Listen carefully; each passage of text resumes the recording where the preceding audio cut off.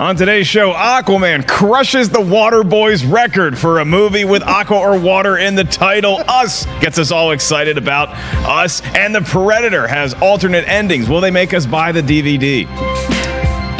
Will The Predator Schwarzenegger, man, make you buy Schwarzenegger in the alternate takes? And now I have to read the story once again to John Rocha and all you fine people. Hello, ladies and gentlemen. Welcome to Collider Movie Talk. 2019 has arrived. Thanks for joining us on our special episode yesterday. And now we are here live. That is Perri Nemiroff. Woo. That is John Rocha. And boy, are we just excited to be back here in the studio with all of you fine folks talking about everything that's going to be happening in 2019.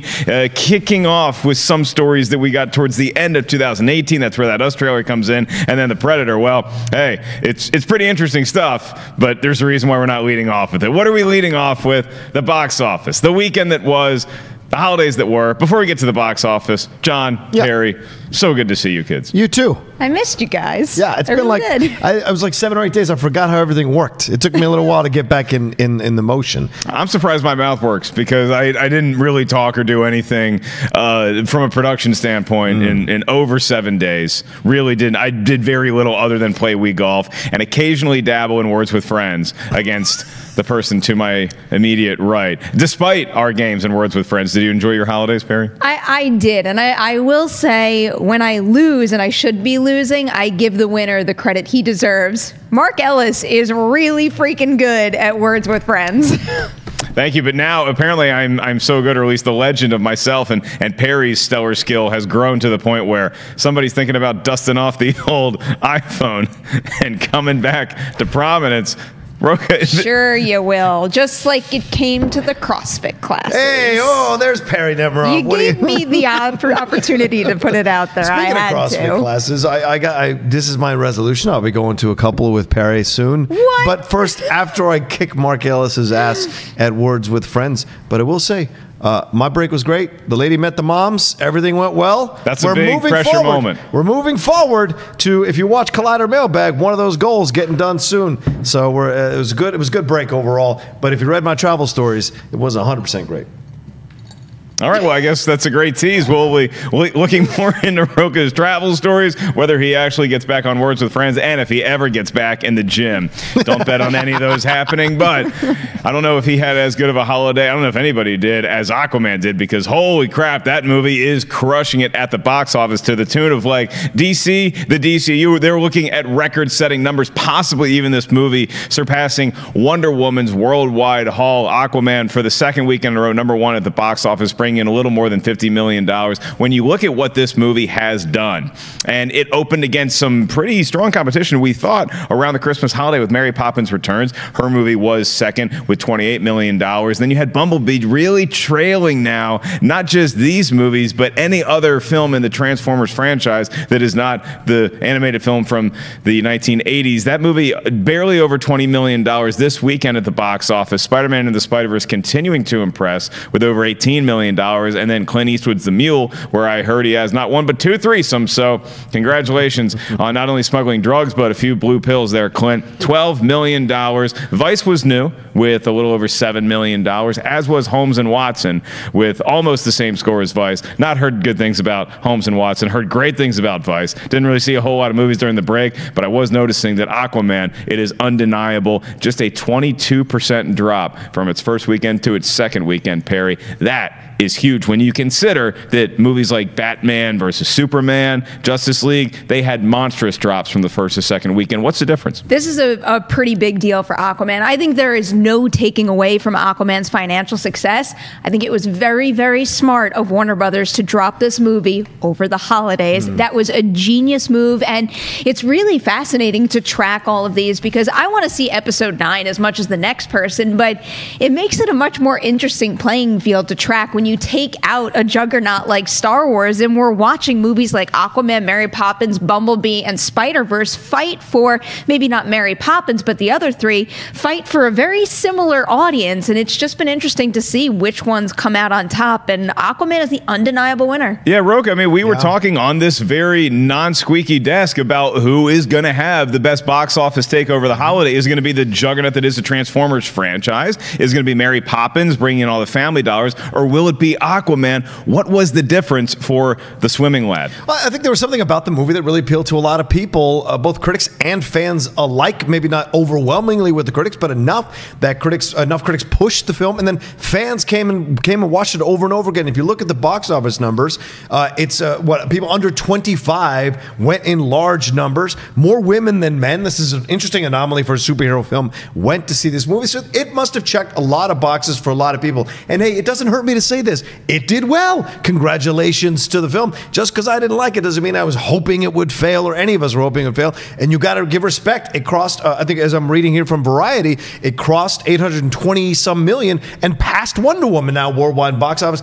That's incredible for a DCEU film. I didn't think anything would beat Wonder Woman until something really incredible came along. Somehow, for whatever reasons that you can pick out, Wonder Woman checked a lot of boxes for a number of people to come back over and over again to support it. And I think the DCEU fan base, you can't deny, when they want to support something, they will come out in droves to support it. And that is another element of this box office that's interesting to explore. This is going to serve, I think, Shazam pretty well, too. And it's actually creating an interesting situation for Marvel also. I think that franchise obviously has a built-in audience, but to have Captain Marvel sandwiched between Aquaman and Shazam, Captain Marvel basically has to live up to the hype right now, because otherwise DC could dominate the conversation for a little while. So I'm curious to see how, I mean, this isn't just success. This is a different level at this point, and we could see that bleed into Shazam's opening. Yeah, look, I'm not one to sit at this very seat and say, oh, well, I'm going to make bold statements just for the sake of doing it. I did get a little too excited when Beauty and the Beast came out. I got a little too underwhelmed at Venom's pre-box office release expectations. But with this, I'm telling you, I've said before that I think that the DCEU, for however much maligned you think it may be right now versus the MCU, there is a scenario where in 5 to 7 years, the DCU is king. And I think that these results are indicative of that. But it is so interesting to me now to think about what Shazam, not just how well Shazam will do, but I think the expectations for Shazam's box office have now risen to the point where if it does not succeed overwhelmingly, what does that do? Does that bring the whole DC company and Warner Brothers right back down to earth? I mean, what's going to be the difference of Aquaman versus any other hero film that they could release? I haven't really gotten that far into my predictions for the year, so I'm hesitant to start throwing out a number for Shazam, but I don't think if Shazam, let's say, doesn't hit Aquaman's opening number, we're not going to be like, oh, well, that's it. It's all over now. It doesn't matter.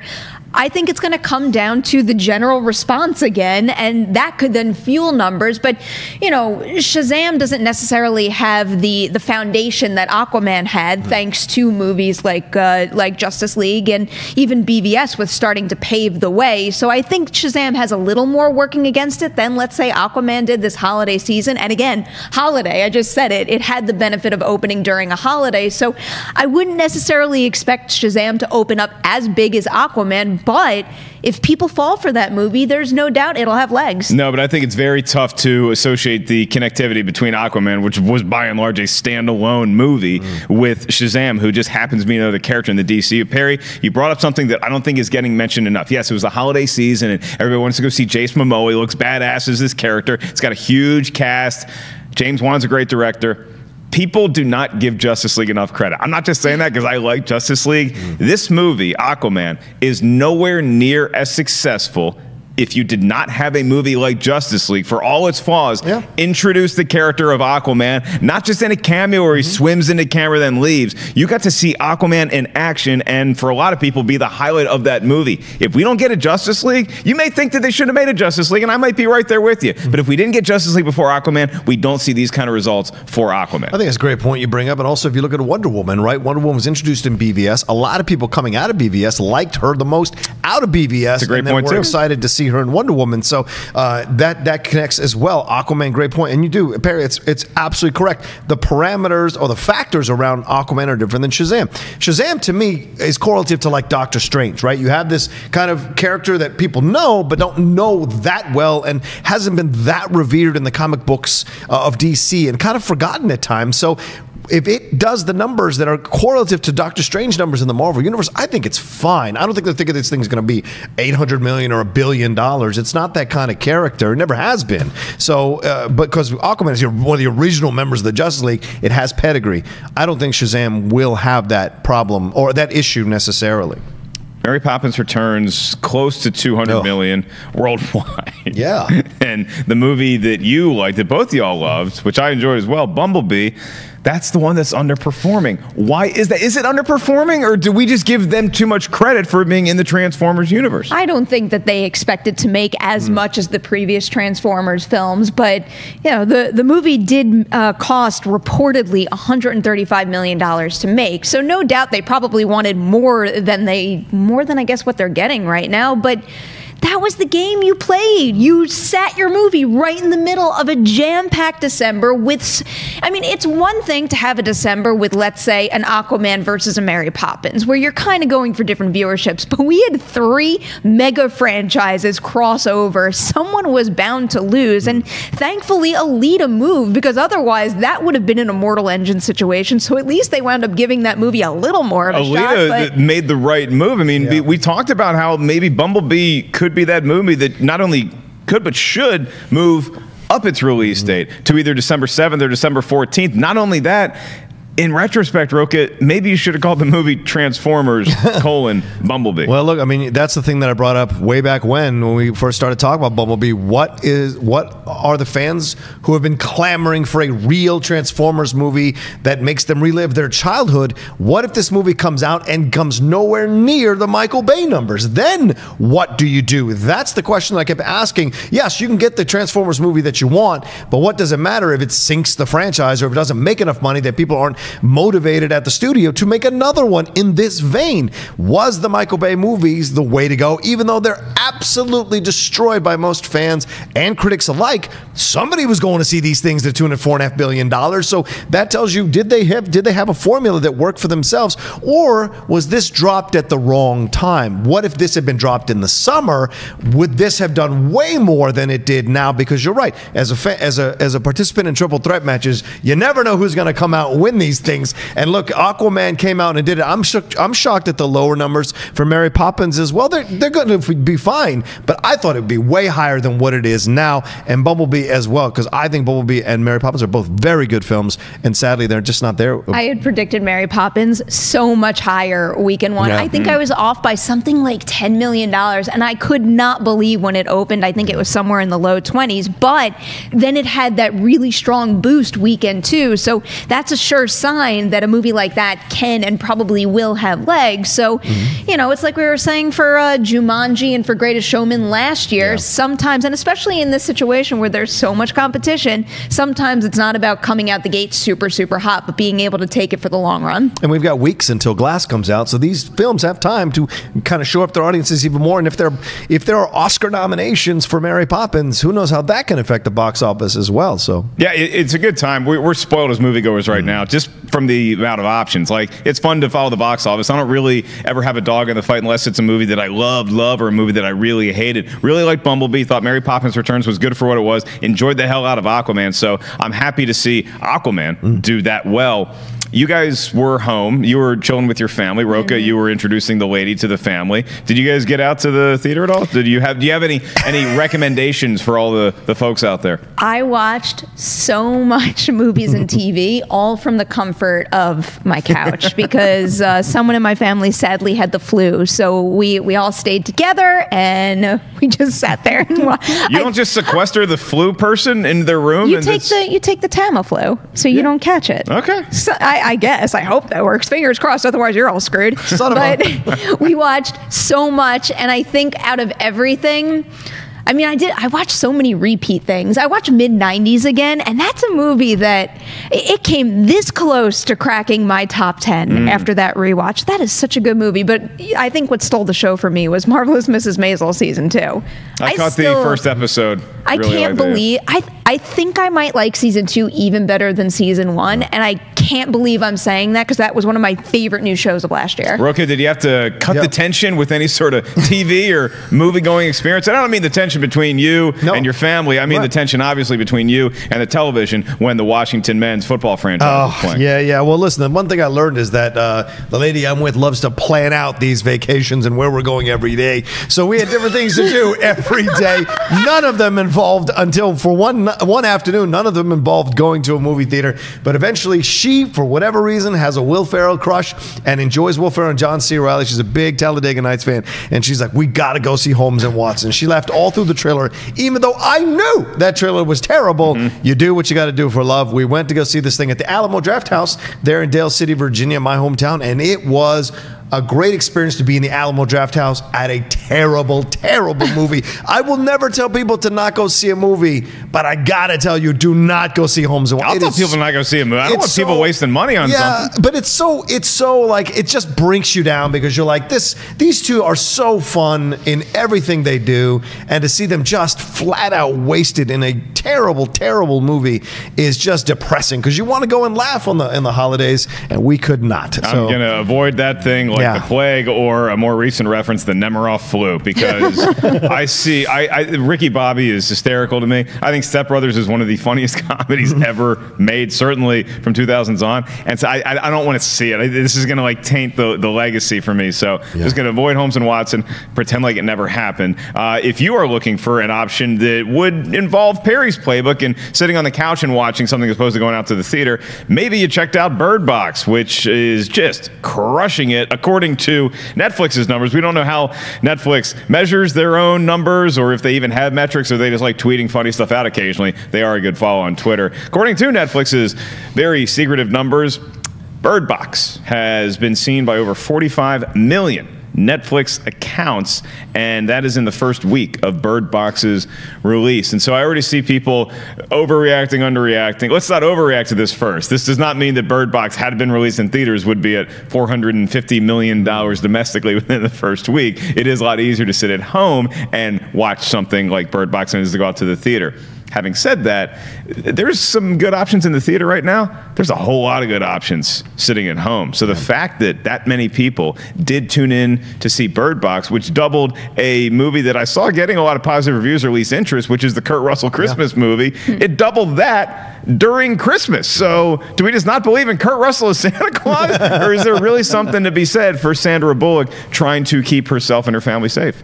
I need to see how they're measuring these metrics. And this is really interesting because I had two thoughts as I was reading the story. One, why are they all of a sudden releasing these metrics when they had held them so privately to themselves for so long? Is this pressure from the fans, pressure from stockholders, or pressure from the talent and creatives who want to be a part of this but need something to crow about, right?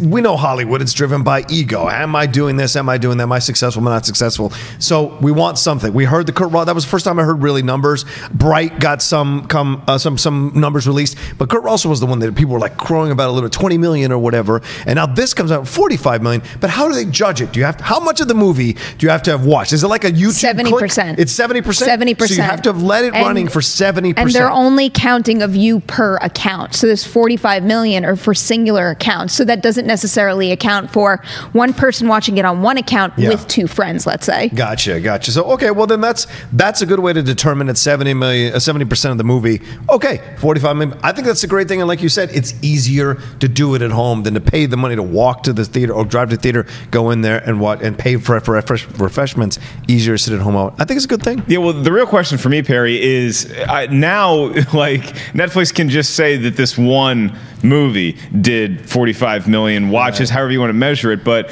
we just don't have the kind of numbers like we do with the box office, thanks in large part to our friends at Box Office Mojo, where it tracks all the movies that are competing against each other. So I can see what Bird Box did. I have no way of knowing what anything else that I watched from a streaming service did. So it's a little hard for us to run out and praise Bird Box, but it does seem like an impressive feat. Do you know what I want to praise Bird Box for? The amount of joy that Bird Box memes and jokes brought to my life this holiday season. There are so many out there, and I think my absolute favorite is the person out there who decided to Photoshop Sandra Bullock with a blindfold on in the middle of the rest of the Ninja Turtles in place of Donatello. That was genius. I loved it. But, you know, At this point, because you guys know I'm so obsessed with box office, I'll take any data Netflix can give me. I'm not saying I'm putting a ton of stock in this specific number of 45 million, but at this point, just any insight I can get into their process and how they judge the success of their original material, just give it to me. You can already tell based on, just go on YouTube and look at people who have done interviews for Bird Box and compare it to other ones. You can see the difference there. You could see the difference on Twitter and how it's performing there. So even before they released this, I had a sense that it was a super hot topic. And I think there's going to come a point, especially with the rise of so many new streaming services, especially with the Disney streaming service coming, that there's going to be a point where either they are kind of, I don't even know if they can be forced, but there's going to be a point where we do get these accurate numbers, or maybe there's some sort of service out there that'll crack some sort of code and we'll be able to figure out how these things are really doing. It really is a code. I mean, it's something that, like, I have friends that have specials on Netflix that have stand-up specials, and they have no idea how their representation has no idea how it's going to do. So, Rocha, what is a movie that you're thinking in 2019 that could debut on Netflix that could rival this? Is it maybe a Triple Frontier? Is it a Revenger? Is it Sebastian special? I mean, what is going to be the thing that you think could break this maybe record? Because they pushed Irishman, right, to 2020 or something. Irishman like is still 2019. Yeah, and it's going to be in theaters too. I would say Irishman or Triple Frontier. And I think Irishman because so many people who grew up with De Niro and with Scorsese and Pesci and all this, and Pacino obviously, will want, from curiosity's sake, to see what this film is all about. The Jimmy Hoffa storyline, all of it checks a lot of boxes for people of a certain generation who probably have Netflix already and don't like to go to the theater sit at home, watch stuff. But Triple Frontier, that trailer was incredible. And you've got a great lineup of talent on that film. So that's certainly possible. The Sandra Bullock thing is an interesting thing. What can she say with this? Like, that she still carries power. She still carries cachet in Hollywood to do this on Netflix. It's pretty incredible, even with all the backlash of, it feels like A Quiet Place, a different sense. So it survived some of the criticism to come out the other side with this number. So that's a positive. But yeah, your original question, I think it's either going to be The Irishman or Triple Frontier that rivals this.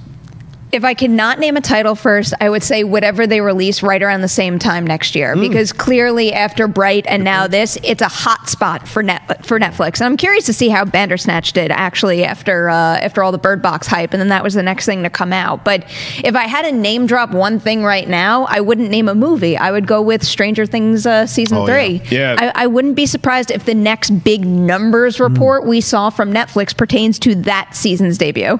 Yeah, I just don't know that I saw as much promo material for Bird Box as maybe you would have expected for a major release, maybe on Netflix. But I wasn't on Netflix a whole lot. Well, that's the thing. Once you click on Netflix, it's like the first thing, right? Like they did with Buster Scruggs. That was the first thing you saw. So you're like, oh, yeah, what is this? And it automatically plays the trailer. So you can click the play. It's an easier choice to make. Yeah, so you can imagine we'll probably see some stuff pretty soon for Triple Frontier. And then, like Perri mentioned, maybe it's just whatever movie comes out around this time next year. Could be The Irishman. It's also just so easy for a high concept like Bird Box to catch on like wildfire. That kind of vibe where you're talking about it and you're telling everybody about it. It's like, even though Buster Scruggs had that top spot for however long it did, Buster Scruggs is great. I love almost every single segment in that, but there is no way that's going to have kind of the actually like spreading like the creatures in the movie. It's like that. It's not going to catch on quite the same way. Yeah, that's a good point, man. Okay, I have Netflix. Like I said, I like when I say I did nothing, you're like, oh, you just hung out. I literally did nothing. Like not even watch art. So if you guys are telling me, hey, Mark, we're going to give you 2 hours, so you can either watch Bird Box or you can watch Bandersnatch, the Black Mirror episode. Which one am I doing? Fan of obviously Sandra Bullock. Thought the Bird Box trailer was really impressive. I'm a big Black Mirror fan too. So which way am I going? I think you should probably watch Bandersnatch first, because I don't want any of it spoiled for you. Woo. Yeah, you don't want any of that spoiled. But I did like Bird Box. Okay. I gave it a positive review, and I think the best way I would say whether to recommend it or not is if the premise intrigues you and if you like the trailer, you should probably watch it. Are you going to be active on social media? That's what I would say. You mean like during the Sure, right afterwards. Oh, right afterwards? Because then, maybe. Okay, because I would say Bandersnatch is the choice if you're going to be active on social media, because everybody's talking about whether it worked or didn't. Okay. The choose your own adventure.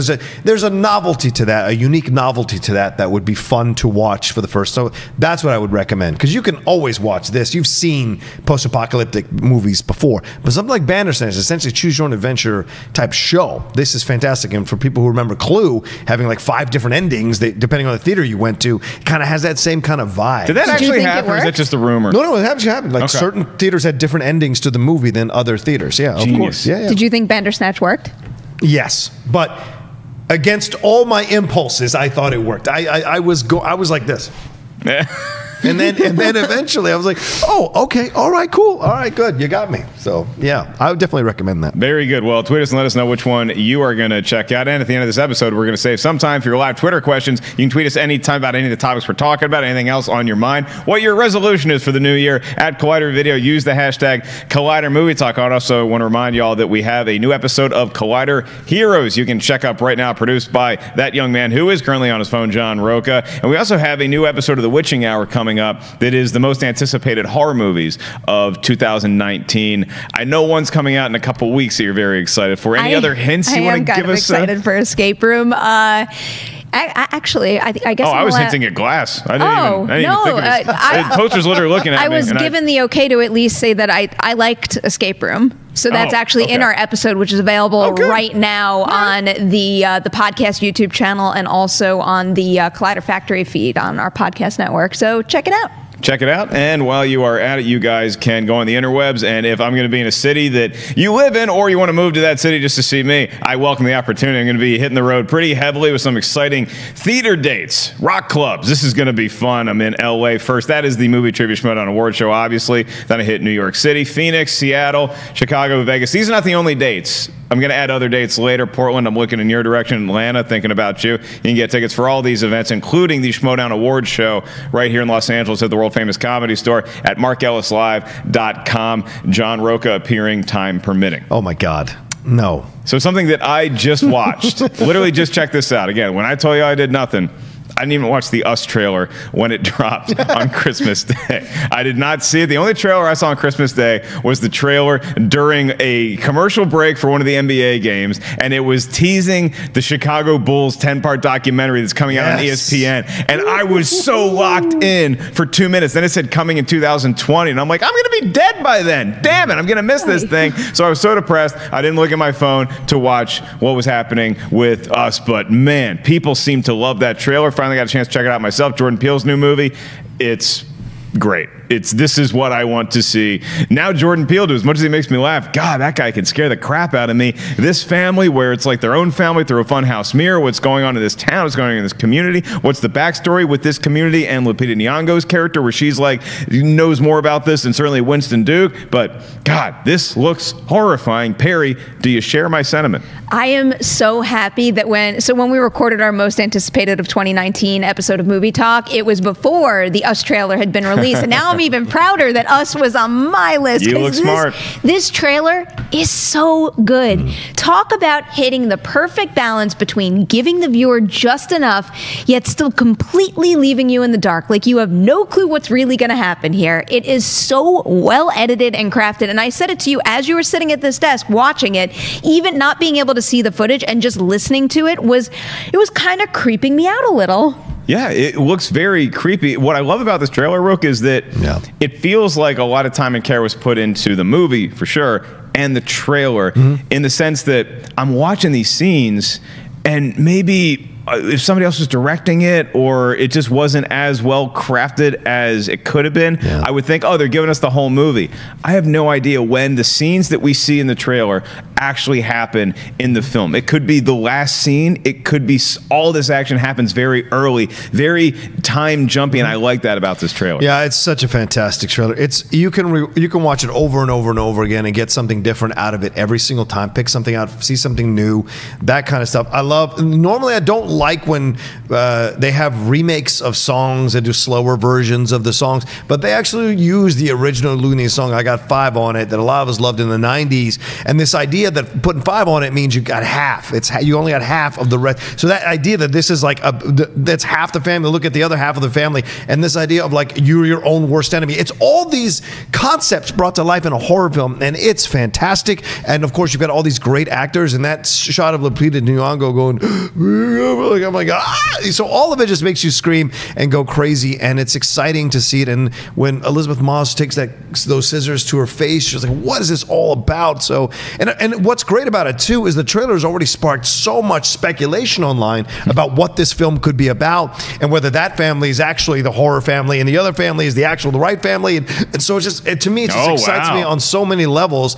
about what might be happening with this movie. And it just says more about Jordan Peele as well. This guy, man, how the hell did a guy from Mad TV come out and has just kind of taken the horror genre, which was already on the rise, taking it by storm with a movie like Get Out, and now this.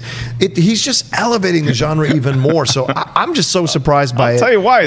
Hollywood's really hard. So when you're young, you have a lot of talent, you want to prove yourself, you take the job you get offered. Mad TV ran for a lot of years. So it went from that to Key and Peele, which is still, it just holds up so well from a sketch comedy standpoint. And then seeing him do stuff like this, it's so exciting. The movie comes out March 15th. So just let us know, did you already buy tickets? Because tickets went on sale, I think, that day, on Christmas Day. So did you already buy tickets? Do you are you like Josh McCouga, where you wait until you're actually going to the movie to see it? He got bit in the ass by that because he still has not seen Bohemian Rhapsody for that very reason. Wow. But he did see Holmes and Watson. He did see Holmes and Watson. I heard about that on Collider Live this morning after the fact.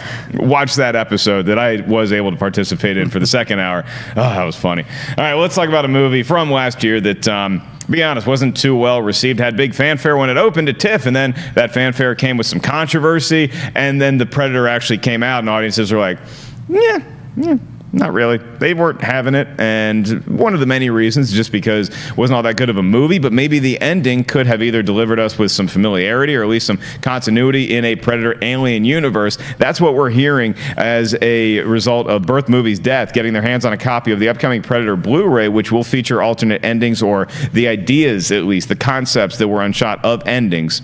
One of those, the most exciting one by far to me, is that you get to see Arnold Schwarzenegger as Dutch getting off this rescuing helicopter towards the end of the movie and having a haunted look in his eyes to what just went down. Whew, man, I don't know how that lunch meeting went between Shane Black and Arnold, but if I'm Arnold, I mean, given how The Predator actually played out, maybe it was right of Mr. Schwarzenegger to not appear in that movie, but God, that would have lent so much to that movie. There's other alternate endings where they have the Predator killer concept would be inhabited by either Newt or Ellen Ripley, which means that, hey, there's direct correlation between this and the Alien franchise, as we've had in the past with less than stellar critical results with the Alien vs. Predator movies. But we've always known, if you're a fan of this stuff at all, 2 20th Century Fox properties starting way back in the 80s, the 70s, hell, for Alien, they are destined to meet up again, but maybe not anymore, because of the lackluster box office results. So John Rocha, reading this report of what we could have had in theaters with The Predator, would that have made a difference? That's a good question. I would have at least been like, okay, they tried something, and I'm down with this. Let's see, like, well, I don't know where this is going to go. But then again, maybe I would have walked out and been like, wow, what a waste to have Schwarzenegger come back at the end of this crappy, this not so good film. And because I remember he denied the chance to play the Lawrence Fishburne character in Predators. He didn't want to do that. That was originally going to be him in that cave fighting the Predators for that long. And did not know that. Yeah, it was going to be him that he'd been. So would that have been the situation again in this stuff? But the Ellen Ripley and Newt stuff is very interesting. Maybe they decided they didn't want to make the AVP connection. Maybe they decided it wouldn't work. Maybe who knows what reasons are. But they're exciting alternate endings. But you would have had to build to them organically. And there's a lot about this film that just didn't work, and the reshooting of that end. So I don't know. To me, this is fun to talk about. But would it have worked? I don't know. Yeah, Perry, seems like we kind of got to reshoot Hell and never made it back. But the character of Ellen Ripley, by the way, it was not going to be played by Sigourney Weaver. Didn't show up to film anything, but it would have been Ripley's as a character or Newt. Then perhaps that's been something off, because we've heard all sorts of reports that Neil Blomkamp, when he had his idea for Alien 5, that was going to have Newt in it and possibly bring back an older version of Ellen Ripley, played by Sigourney Weaver, as some reports indicate. Perry, this new info that we have on The Predator, which is a movie I didn't hate. I'm going to say I didn't hate The Predator. I actually found some redeeming value in it, especially with the team and Shane Black's writing, but by and large, missed opportunity for me. Was it a missed opportunity to not have one of these other endings in your eyes? I mean, it might be. I go back to exactly what you said, where I don't know how I would have felt in the end, whether that would have, because sometimes when you see something really good towards the end of the movie, you walk out with like a little more of a pep in your step. Maybe that would have happened, but maybe I would have been pissed that they wasted this really good opportunity in a movie that didn't really pop. And whether I liked it or not, and I was like a little in the middle, but tilted negative on it, but no matter what, the movie didn't do that well, and now it feels like it's a big stop sign in front of Predator on the big screen, at least for a little while. We know that they never really stop these money makers. Eventually, Predator will be back on the big screen, but because this movie didn't do too well, I don't think that's going to happen anytime soon. Whereas, I wouldn't be surprised if we did see Alien sometime in the near future, once all the Disney Fox dust settles and they figure out what's going on. And perhaps the fact that they were even considering putting it in this movie, maybe that's a sign that the wheels are definitely turning for that franchise, at least. But as much as I do like some of the AVP movies, I have enough fun with them. The ones that aren't too dark where I can't see the content on screen, the darkness is the major problem there. But it's hard. It's hard. What? You know, the darkness is the major problem. No. I mean, like the actual, like not being able to see. It's shot. It's way no idea what's going on. Actually, way too dark. But at least in Antarctica, there's like snow that kind of bounces off. The first 45 minutes of the first Alien vs. Predator, probably because I was so excited to see the movie, I was on board enough where we're setting up the backstory of the Predators like being here, because let's face it. Did you ever see Ancient Aliens on the History Channel? Yeah, it's on the History Channel for a reason, because that's what happened. Now, Rocha, I don't know if they looked like Predators, but be that as it may, do you agree with Perry that they are trying to foster some sort of interconnectivity with this report too? Yeah, I mean, or do you think that I think this is just? I mean, I obviously agree with Perry where it's like you put this in the movie because you want to. Everything's about can we franchise this? I also think that this report comes out because, man, we need to reap as much as we can from these Blu-rays. And the only way to do that is get people excited about another ending that we didn't have. Right, or get people excited with the possibility that if they do come back, as Perry said, they never stop doing these, eventually it'll come back, that this may be the road they explore and do. Won't this be cool? So you get people back interested possibly in a future of this franchise. I just think this, if Terminator comes out and underwhelms as well, I think we have to kill Predator, Terminator, and what's the other one you made? Alien. Like all of them need to die, because when you're doing way less when you're doing more installments that don't work versus the installments that do work, then you're operating in a deficit. And if you're operating in a deficit, you should just stop, because clearly you can't get it right. Let's move on and create something new. It's just frustrating with Predator. I like the first Predator. I love the first Predator, but then I didn't like Predator 2. Predators is okay, but this one was just and with Shane Black on it, it was just so disappointing to watch. And the same thing with the last Alien.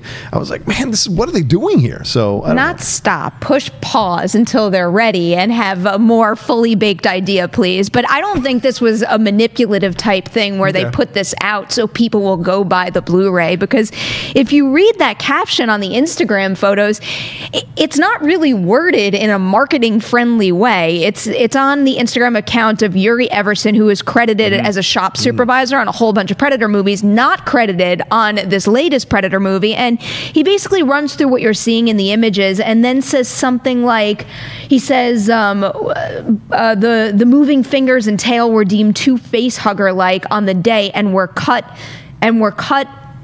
and removed by someone. And then I think after that he wrote sorry or something like that. Like as though sorry on his Instagram. He's expressing how badly he feels for the people who put hard work into that material. It's just the way that's worded, it doesn't say to me, oh, they put this out there to get more money. You know, maybe for whatever reason he had the opportunity to unleash these images and he was kind of trying to give credit to the people that worked really hard on something that was completely cut from a movie. Well, if they didn't do it on purpose, then I would worry about my marketing department, because you should put that in there on purpose to sell as many Blu-rays as possible, because really that's the only thing that's going to have people running to the Predator Blu-ray sales is what could have been in this universe. Because if I give y'all, and Perry's already going to hate me early in the new year, if I put y'all to theater and I say you can either see whatever comes next for the Predator, whatever comes next for Alien, possibly Ridley Scott working on closing his trilogy, or whatever comes next for the other one. Terminator, yeah. So you get Terminator 6. I have more faith in that with Terminator because of Linda Hamilton coming back, so I'll go with that. And Tim Miller and Schwarzenegger. And so you're right. If you bring him back Sigourney Weaver to Alien, then I'm interested. Until she shows up, I don't give a crap. Perry, you going to see Terminator with Rocha? So I'm having a hard time with this because Terminator, I feel like I was burned too recently. I still have Genesis on my mind, and that movie upset me. With Predator and Alien, though, my questions for you, Game Master, would be: Can Alien be the half of Covenant I liked, the half without Fassbender? And it has nothing to do with Fassbender's performance. I just didn't like the stuff that tapped into the Prometheus type stuff, and I liked the stuff that felt more like the original Alien, like almost like a haunted house vibe. Yeah, I would give you the leeway on that simply because I think that's how Ridley Scott is going to do a new film anyway. In that case, I go with Alien, but I will say I was just rewatching Predators the other day, and I still like that movie quite a bit. Predators? Yeah. Love that movie. It's not a bad movie. Love that movie. I like it a lot. God, it gets certainly better with age when you put stuff like The Predator out in theaters. It's like, yeah, Predators, give me Adrian Brody and my doppelganger Topher all day long. Movie's damn good. Watch it again if you haven't seen it in a minute. All right, want to remind you guys that tomorrow we got a stacked day on Colliders. We get back to work here. The Riley Roundtable, Jedi Council. There's a special Schmoedown episode that's going to be previewing 2019, and Movie Talk. So that's the show that we're actually currently on, and what we do at the end of Movie Talk. What are you excited about? Little NFL playoffs preview as well with Mark Ellis coming I'm in. going to be on that. Yeah. That's right. Yeah, Mark Ellis. We're going to be previewing the NFL playoffs for Collider Sports. You're not that's a allowed to special talk any more presentation, NFL unless you commit to our fantasy football. I did already at lunch to Jeff. I told him I'm in. You better be. Competitive I'm not going to one over believe it here. until I see the money on the table. Look at this one. What are you guys doing, a playoff This bet? one wants to go double elimination, this one. Okay. We're going single elimination, Perry. Man, the team, it's so hard to keep your eye on the Chargers and be like, you could run the table or you could disappoint. I just don't know. More of that banter tomorrow. It's going to be a lot. Once you get me started talking about the NFL, it's hard to get me to stop. But I will, because it is time for live Twitter questions that we're going to call today. I love J. Scott St. Clair's question, but before I get to his question, it's nice to see all you fans back and like tweeting and engaging the show. We love that, so please keep it up. Good to see all these names that I may not have met you in person yet. Some of you I have, but it's nice to see all these names pop back up and welcome us back with open arms. J. Scott St. Clair's question is, are there any predictions for the first epic Nemiroff versus Rocha debate of 2019? Ooh. What do we have to debate? What are you guys going to be debating? We always find our way into one of these debates every once in a while. Maybe you need to see Escape Room. Art versus commerce. No, Escape Room's not big enough. I don't. As much as I do like Escape Room, I think I have a good understanding of whether or not that's for this guy right here, and I don't know if I would recommend it to you. Yeah, I don't think I'd go. I don't have an inclination to go see that thing. But maybe Glass. Glass might be interesting. If one of us, both of us, end up on opposite sides of the spectrum on this, that might be a fun conversation. I don't know. That doesn't sound like the next Transformers debate or That's something true. along those lines. Even though that was completely smoothed over last year. What do you think, though, Perry? Real quick, what do you think? Do you think this with Bumblebee? Do you think this is like? Do they have to go back to the Bay formula? What's your feeling here? No, I think they're restructuring everything right now, and they're kind of finding their footing with Allspark Productions and all the other Hasbro properties. Because the next step for them is going to be introducing another line of films to then merge into a cinematic universe. So I don't necessarily think that money spells doom for this iteration of the Transformers franchise. I don't think it really matters either way. Because you could technically reboot Bumblebee without like going through the process of having to redo all this mythology. Because you can leave all this movie stuff in the 80s, and like Bumblebee's going to be around. He's a beloved character. So whatever happens in the future with Allspark, with the rest of the Transformers, it's like, that was the thing we did, and now we're going to go do other things with the Micronauts. Maybe It Chapter 2. Yeah. I don't know, because I'm just trying to think. I'm trying to think of what's a thing that I could potentially love that like my feelings will be a little. I think Glass. I think Glass could certainly do that. Glass. I'm looking forward to it, but who knows? Those weird endings. Yeah. We got a good one from Marco Gonzalez. And speaking of horror films and movies we talked about today, he said, "Do you think Us is connected to Get Out in a sequel or prequel kind of way?" There's a bunch of theories out there, which I'm sure Rocha is caught up on, as to how they could tie in. Rocha, what do you see in Marco's question? I think there's certainly a possibility that Jordan has all these films in his head that he wants to connect in a certain way, and we don't have to say it's the Peele verse or Jordan verse. Like, it can just be what it is. Well, we will say that. I know, but it's in some way connected. That's very interesting and unique in horror, and so to me, this is fantastic, and I love the idea that it might be connected.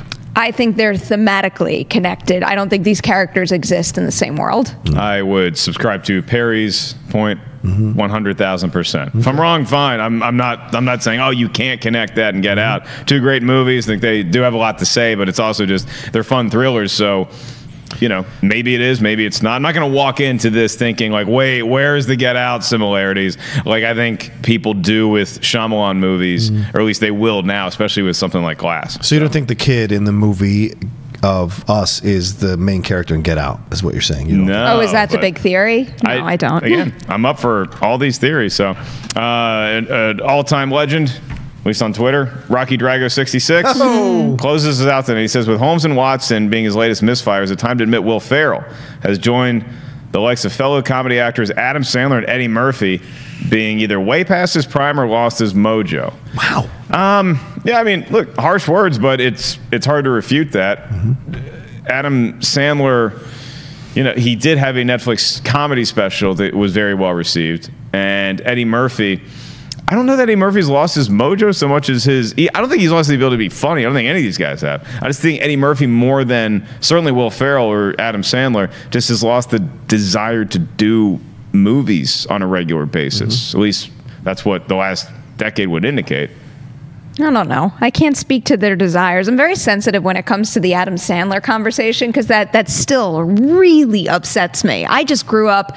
I grew up basically watching Billy Madison and Happy Gilmore, like switching off every other day. If you knew how many times I watched both of those movies and still watch them to this day, it might be considered a problem. But it made me sad when he hit the grown-ups point, and then I understood because grown-ups did make a lot of money, and I know a lot of people enjoyed it.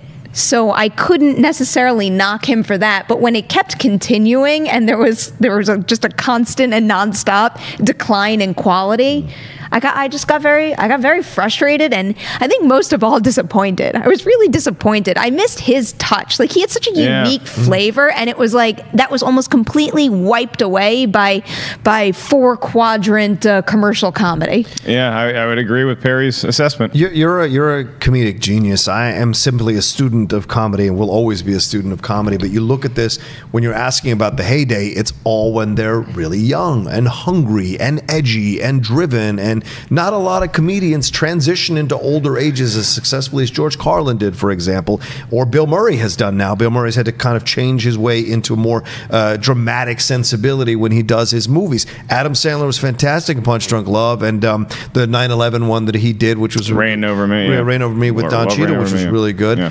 And you look at Eddie Murphy as well. I remember one of the last times we've seen Eddie Murphy on film, he was nominated for an Oscar, and that's Dreamgirls. So you can't knock what Eddie can still do as a talent. He was funny in the 2 minutes receiving that Bill Cosby or whatever award he got from the Kennedy Center or whatever it was. That 2-3 minutes of stand-up was still genius and funny. So he can still do it when he has to do it.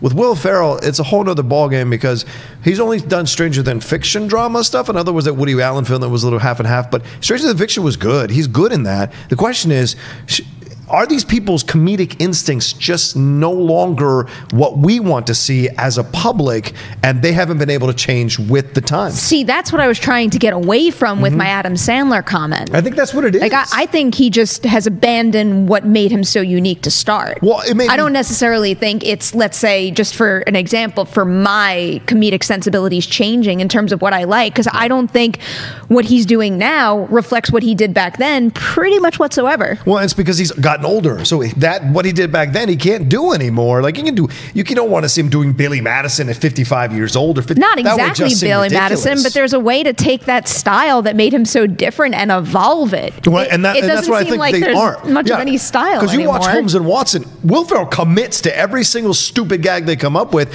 as he's done in every other film where he's been successful. So I just think their sensibilities are not there anymore for the mass public to enjoy like they were before. We got close to the first debate. We got close. I was trying to do it. We got close. It's always organic. It was good. It was a good effort by both of you. You are a little rusty. You get back into the swing of things. You guys will really go at each other's throats, hopefully, by next week. Well, quickly, we're going to remind you all before we say goodnight here that it was a sad day to report in the world of performers. I would say Mean Gene's certainly one of them in the world of wrestling. Everybody would know that name very well as for Bob Einstein. If you don't know the name Bob Einstein, you probably know Super Dave Osborne. Super Dave passed away this morning as well. He wasn't a film star, but he was in a movie called Modern Romance, and he happened to be in that movie Modern Romance with his brother, Albert Brooks. That's right, Albert Brooks is the brother of Super Dave Osborne, something I learned for the first time today. Thank you, Thad Williams. So send our best to their families, and check out Modern Romance when you can, because I saw it a long time ago, and